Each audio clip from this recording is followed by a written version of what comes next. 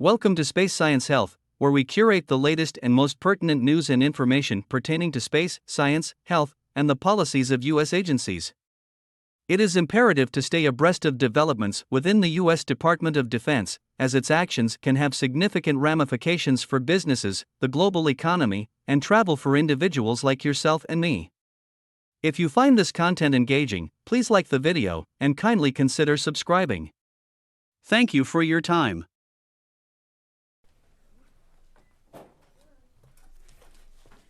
Hi, good afternoon, everyone.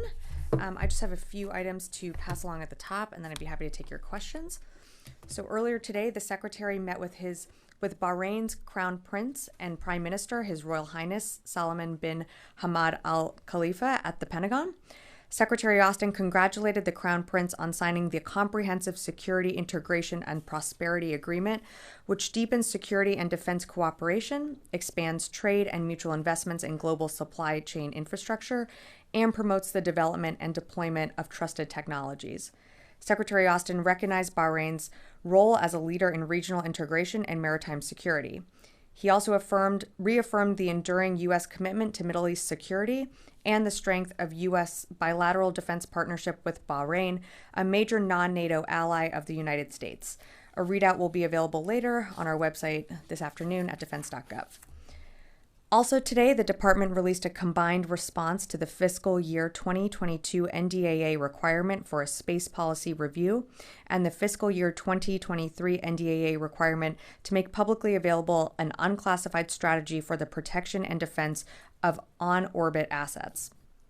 Informed by the 2022 National Defense Strategy and other department and national level guidance, the response to Congress communicates the strategy of the department to defend its national security interests in space from the growing scope and scale of counter-space threats by assuring critical space-based missions, by accelerating the transition to more resilient architectures, and by protecting and defending critical systems against counter-space threats. Strengthening the ability to detect and attribute hostile acts in, from, and to space. And 3, protecting the joint force from adversary hostile uses of space. The strategy and all additional information can be found on defense.gov. Shifting gears a bit, tomorrow marks the 2-year anniversary of the United States, UK, and Australia establishing the generational partnership known as AUKUS. Today, I want to share that all 3 countries continue to work tirelessly together to advance this ambitious program with a shared goal for a free, secure, and open Indo-Pacific region. And just this summer, you saw the first U.S. port visit to Australia as part of this program. And as each future anniversary passes, I think we'll continue to see the increasing potential, growth, and capability of this groundbreaking partnership. And last item, finally, looking to next week, Secretary Austin and Chairman Milley will travel to Ramstein, Germany on September 18th to host an in-person meeting of the Ukraine Defense Contact Group. This will be the 15th meeting of the UDCG since Secretary Austin formed the international group in April 2022. The Secretary and Chairman will join ministers of defense and senior military officials from nearly 50 nations to discuss the ongoing crisis in Ukraine and the continued close coordination by the international community to provide the Ukrainian people with the means necessary to defend their sovereign territory. And with that, I'd be happy to take your questions. I believe we have AP on the phone. So Tara, are you with us? Hi, Sabrina. Thanks for doing this. I have a question on Niger. Yesterday at the Air and Space Forces Association, General Hecker, in response to a question from us, said that counterterrorism surveillance missions had resumed from the 2 bases in Niger. For a while they hadn't been doing anything, and they're now getting to do a large amount of the missions they'd been doing previously. I understand there may be some confusion as to what exactly those missions are, but can you for certain say that the U.S. is not monitoring any of the terrorist groups that you've been keeping close watch on in these missions, such as Boko Haram, Al-Qaeda, or ISIS? Thanks, Tara, for the question. So to clarify, the United States has not restarted counterterrorism operations or any security force assistance training with Niger. We can confirm that the U.S. forces in Niger commenced ISR flight ops to monitor for threats and for force protection. We have secured these approvals with the appropriate authorities, and the U.S., I will say, always reserves the right to conduct operations to protect our forces and personnel if required. But beyond that, I just won't be able to provide any additional information. Okay, I'll come into the room. Yeah, Janie. Thank you, Sabrina. I have two questions on Russia and North Korea. Russian Defense Minister Shoigu acknowledged the possibility of joint military exercise with North Korea, and he also said that he would engage in military exercise with North Korea in the future. Do you think this intended to keep the U.S. and ROK joint military exercises in check? So I can't speak to what their intention is behind the joint military exercise in terms of a message to us. I don't think that deters any type of exercises that we would engage with the ROC or Japan or any trilateral exercises. You saw some exercises recently as earlier this month or earlier this year, I should say. And we continue to deepen our partnership with Japan and ROC with, following the Camp David summit. You've seen a commitment by all three leaders of each country to continue to engage and support each other. So I don't think any type of exercise between the DPRK and Russia would deter our own advances and our own relationships within with the ROC or Japan. Yes. Okay. Another one. Kim Jong-un promised with Putin that it would give priority to sending to stockpile ammunition to North Korea. Do you think this will prolong the war in Ukraine? Well, we've certainly seen Putin and Russia to be continue to be more isolated as the war progresses in Ukraine. And so what we're seeing right now is Russia in quite a desperate mode and seeking support from North Korea when it comes to ammunition. I haven't seen a formal agreement announced from either country, but it's something that we're certainly monitoring and would expect. And I think that any country that supports Russia in its unprovoked war in Ukraine is, of course, going to not only prolong the conflict, but is directly engaging in the killing of innocent Ukrainian civilians and officials and those on the battlefield. So we have been very public about our warnings to North Korea.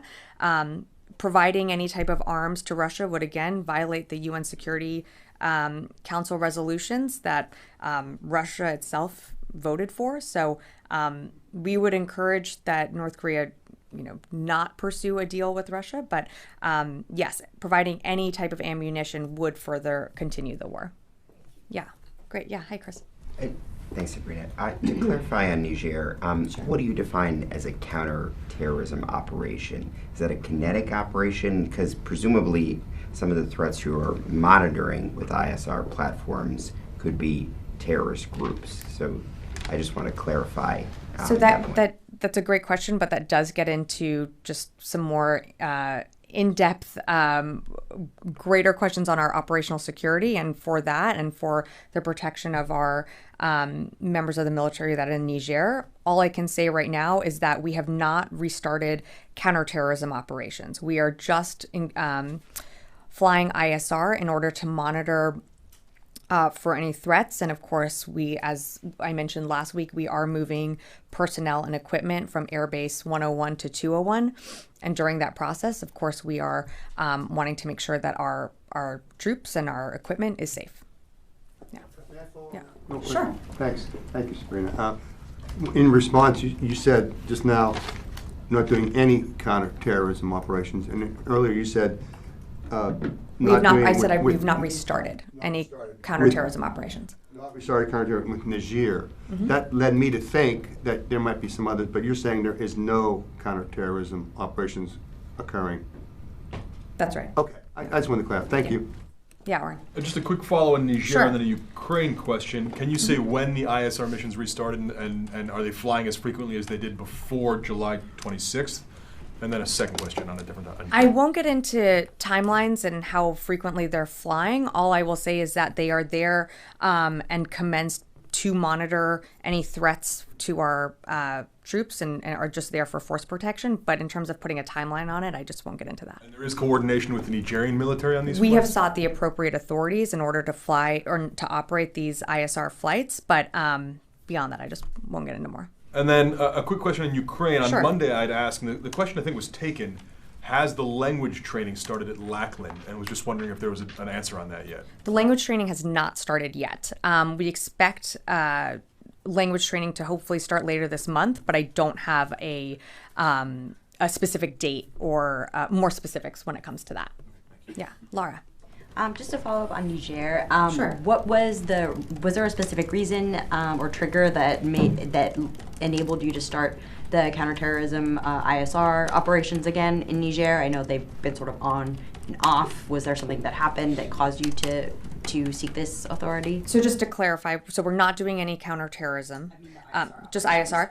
So just, I won't get into more specifics on when we started, but we are flying ISR for force protection purposes, and that's it. I will say that, as I mentioned, I believe it was last week, that we are starting to move personnel and equipment from Airbase 101 to 201, and felt it was appropriate to make sure that our forces are protected, but that's all I'll say on that front. Have additional personnel left Niger? I'm not aware of any right now that have left since we last put out, I think, information on that late last week. I'm not aware of any more that have left at this time. Okay, great. Yes, Tom. Thanks, Sabrina. My question, I think it follows up on a story that Laura had earlier this week about the hold that Senator Tuberville has on 300 plus individuals. Sure. Laura, you can correct me if I'm wrong. I think she said that some of those individuals are on a 30-day clock, a 30-month clock, excuse me, that once they're recommended for promotion, they have to be promoted within that period of time, or else it goes back to the promotions board. At some point, do you think the Pentagon could provide us with a breakdown of how many of those individuals are among the 300 plus? Like, how many are coming up on their 30-month mark? None of them would be coming up on 30 Right. because the clock started in February, and that's a couple of years. But just, I've been asked that question a couple of times. To provide a list of how many are up for promotion? 300 plus individuals, of those, X number of those fall under that 30-month clock, or did they all fall under that 30-month clock? Oh, they would. I mean, everyone that's up for promotion would all fall under that 30-month clock. Sorry, I did not. Even those who might be nominated, to be chair of the Joint Chiefs or something like that. Correct. Yeah, that's right. Yep. I'm going to go back to the phones here. Rio? Hi, thank you very much for taking my question. The Japanese and South Korean defense ministers were replaced this week, a week after the secretary had a trilateral call with them. Are there any concerns within the Pentagon that those replacements might affect or delay the ongoing trilateral defense cooperation? And is the secretary planning to speak with new defense ministers soon? Thank you. Thanks, Rio. In terms of a call, I don't have anything to read out today, but we'll keep you updated when and if a call happens. I think, as I was explaining to Janie earlier on her question, I think you've never seen a stronger alliance right now between ROC and Japan and the United States. And as you saw at the Camp David Summit, our leaders charted a very ambitious course for our mutual defense and for our security of our people. And so right now we're working more closely than ever when it comes to the ROC and Japan in support of a common goal, which is a free and open Indo-Pacific. So yeah, I'll just go ahead and leave it at that and come back in the room. Brandy. Thank you, Sabrina. Earlier this morning, NASA's independent UAP study panel presented their final report, and in it they said that there's still currently no standardized system for making civilian UAP reports, resulting in sparse and incomplete data, and that NASA should play a key role in assisting Aero in the development of this federal system, which is different than what you recently announced for pilots and military-specific reporting. And that NASA should support Aero in this whole of government framework that they're creating. And so I was wondering if you could talk a little bit about if that's something OSD is supportive of? And just broadly, how are Aero and NASA going to be leaning on each other going forward? Look, I won't speak to what NASA's comments. I would direct you back to them. I think we put out as you said, we put out a website earlier this year that allowed folks to access and be able to report sightings.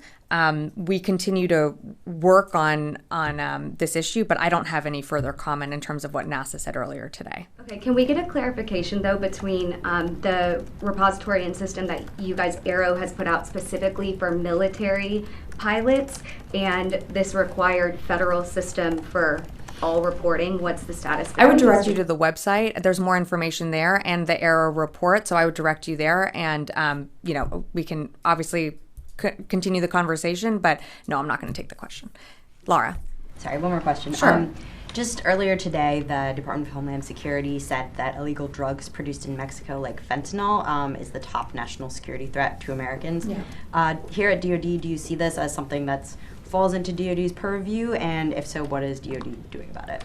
Look, we work with the Department of we work with DHS on a range of issues. I would let DHS speak to the issues that are confronting national security and our interests at the border. I would defer to them on that. I think it's certainly an issue that you've seen growing within the United States and an issue that this administration takes seriously, but it's not really for the Department of Defense to comment on unless we are being asked to weigh in or to assist in any way. But right now there's been no request, so I'll just leave it at that. You don't see this isn't something the Secretary sees as in his purview?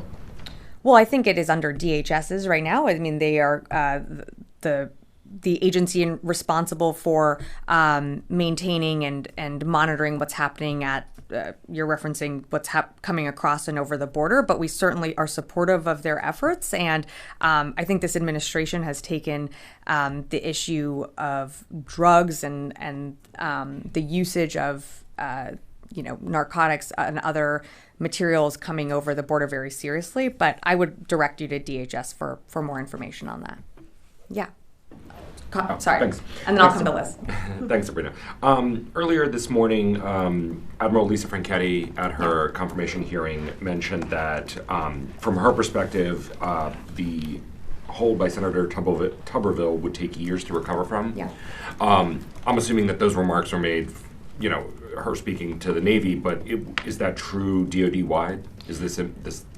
Yeah, I mean, her comments are absolutely right. What you are going to see is, as these promotions continue to get delayed, that pushes back other promotions, which is going to cause, other of our officers, our senior level officers, to consider whether they should retire. And you're going to really see potentially a hollowing out of our military. So this absolutely has hugely consequential impacts for years to come. And of course, as she was speaking on behalf of the Navy, completely agree with that across all military services. And so I know General Ryder spoke about this a little bit more at the podium earlier this week, but we've been constantly engaging with the Hill, with members on both sides of the aisle, urging Senator Tuberville to lift these holds. They're incredibly damaging. I think we've laid out in pretty great detail just the impacts to readiness and national security and also to our military families. And so absolutely what the Admiral said is right. Liz, did you have something? Yes. Yeah. There's a report out that the U.S. is looking to redirect $55 million from Egypt to Taiwan. Is that true? I have not seen the report, so I just haven't heard anything about that. I'd have to take a look at that and get back to you. Okay, and then just to follow up on Tuberville, Sure. There's a report out that just came out a few minutes ago based on General Flynn's comments yesterday to reporters, and the Tuberville press release is citing Flynn is saying it's not a huge deal, it's not really impacting the readiness of his forces. Your response to that? Look, I would say that you've heard from many people in military uniform and our civilian leadership here on the incredible impacts that this has up and down. The chairman has spoken about this. You've heard General Brown speak about this. You've heard our acting commandant of the Marine Corps, General Smith, speak about this in detail. And just today, Admiral Franchetti at her testimony. Look, I think the military, and I think what General Flynn is referring to is that we are taking incredibly bold steps to mitigate what we can from these holds and our nominees being impacted. We are doing everything we can to mitigate risk and to ensure that things can continue to operate. It's not like our commanders of the 5th and 7th Fleet who are up. It's not like those fleets stop sailing and operating where they are. Of course, the military is going to keep doing its job, but you're putting an incredible amount of strain on our leadership. You have the chairman of the Joint Chiefs retiring at the end of the month, which means Admiral Grady will be in an acting chairman role, wearing a dual-hatted role of both the vice and the chairman. And so in a time when you have Russia and China and growing threats from Iran and North Korea, you really need your leadership, your Senate-confirmed leadership in place. And so while we are taking steps to do what we can to mitigate our impacts, it's having an impact. Yeah. Yes. Thank you, Sabrina. Taiwan's defense ministry said that it had detected 40 Chinese Air Force aircraft entering the island's air defense zone and our warships. How concerned are you about any potential conflict could be with China between the... Well, we certainly are continue to monitor what is happening in the Indo-Pacific. Our goal is not to see conflict arise there. And, we continue to engage for de-escalation. But I think we've been very clear that we certainly don't seek conflict with the PRC. We don't want the PRC to engage or seek conflict in the region. And I'll just leave it at that. Did I see? Sure. Right over here. Thanks, Sabrina. Yeah. A Japanese outlet reported today that the U.S. is looking to establish a U.S. Space Force Japan, which will, among many things, help with information sharing of DPRK missile launches. Is there anything to that reporting? I don't have anything for you right now. I would direct you to the Space Force for more information. Yeah. Hi. Thank you. So tomorrow's National POW MIA Recognition Day. Is the Pentagon confident, given communication issues with North Korea over repatriation of remains and also other things that have been happening with the country, that it can restart its recovery operations soon in North Korea? And is there anything else you'd like to share to families that are still waiting to recover lost loved ones? Well, in terms of the families, I mean, certainly our deepest thoughts go out to them, and it's obviously a very painful process to wait and to continue to keep waiting. We continue to do what we can. I would direct you to the POW agency just for more information, but I don't have any more details to provide at this time. Yeah. I'll take one last question. Yeah. Thanks, I'm Maria. sorry. You had a question too. I'll come back to you. So this is just a quick clarifying one. This was in Newsweek last month, and it reported that there's a U.S. citizen who, this transgender woman is allegedly a spokesperson, an official spokesperson of the Armed Forces of Ukraine. I just wanted to see if the DoD could confirm that, because I haven't been able to, other than that Newsweek article. I'm not sure, but I'm not sure what someone's gender has to do with being a spokesperson. That was just to identify her. Her name is Sarah Ashton Cirillo. I direct you to the Ukrainians for that, but again, I don't understand what someone's gender or how they identify. It was surprising to see an American be an I cannot official confirm spokesperson, that. but I didn't know if it was true or not. So can't confirm that. No worries. Yes. Just turning back to the Hill. Sure. Clock ticking. It's looking best case scenario, continuing resolution. Potential of shutdown increasing. Can you discuss any steps the department is taking to kind of gird for a potential shutdown? In terms of the shutdown, I mean, right now, as far as we can tell, and our conversations with the Hill, conversations continue to be ongoing. So we're not going to insert ourselves into those conversations. I think everyone, including on both sides of the aisle, wants to avoid a shutdown as much as possible. So do we. That said, if there is a shutdown, we will take the proper measures in order to ensure that we can keep operating, we can still ensure our readiness, that our national security interests are still protected and intact. But I don't want to get ahead of anything that hasn't happened yet, and so I'll just leave it at that and let Congress, continue to work through the process when it comes to any potential shutdown. Great. One more? Okay, one more. One quick follow-up on Sure. that. How do these CRs affect readiness? So the CRs are just short-term, essentially Band-Aid solutions. They don't allow us to start up new programs. They keep funding levels the same. So it's never a good thing to continue operating under a CR. We hope that's not the case. We've done it before. It's certainly not the path that we would choose. But again, this is a something that needs to be worked out through legislation. This is something that has to be worked out in Congress. And, you know, I don't want to get ahead of anything that hasn't happened. And hopefully we can avert a CR or a potential shutdown. Okay, great. I'll leave it at that. Thank you all.